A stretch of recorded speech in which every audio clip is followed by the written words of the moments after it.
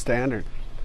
There's a lot of sort of pretenders and basses that I think try to be like the Precision, and that's fine. I mean, I have other basses for other things, but when I go out and play and make records, and the bass that I know on the road is going to be dependable, and in the studio, there's just no other bass I use.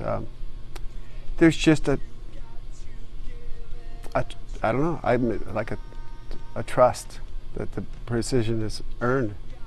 There was a lot of nicks up on the headstock where I'd bash Steven's cymbals with it, you know, and just, you know, shit, I'd throw the bass. They don't break, you know. You can throw. I did break one once, but it took a lot of effort. Like and we had a metal graded stage, you know, this big. You'd think you could just. And I remember, you know, and it was pretty awkward because we were playing in front of a huge stadium audience. I thought, oh, I'm going to finally do that Paul Simonon thing on the cover of the London Calling record. I'm going to break this bass.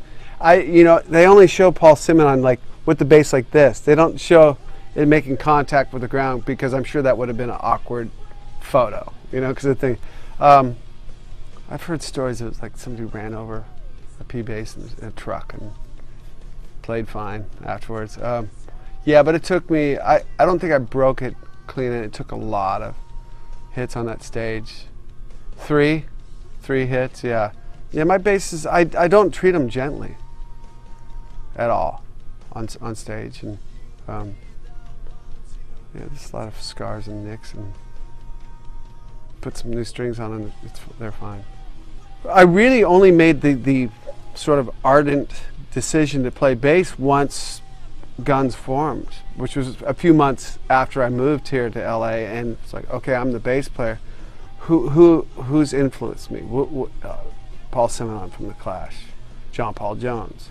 Can I play like him? No, he's really, really good. You know, it was only just recently in the last couple of years that I actually started taking bass lessons with Reggie Hamilton, a Fender guy, and I was just playing all Led Zeppelin stuff, and learning to play with my fingers, something I'd never done in my. I'm a pick player.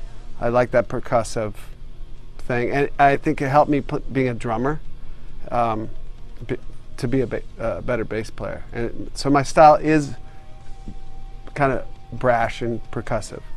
But Lemmy, Paul Simonon, John Paul Jones. I grew up with 7 older brothers and sisters, so there's a lot of Motown stuff. So Jamerson and Duck Dunn were definitely rhythmic influences. I recommend any rock, some kid in any style really, if they want to really learn how to play bass, and don't listen to me or, you know, John Paul Jones. If you want to play like John Paul Jones, listen to Jamie Jamerson. That's where it all came from, and Duck Dunn. Those are the guys who were instrumental. I mean, those are the big two.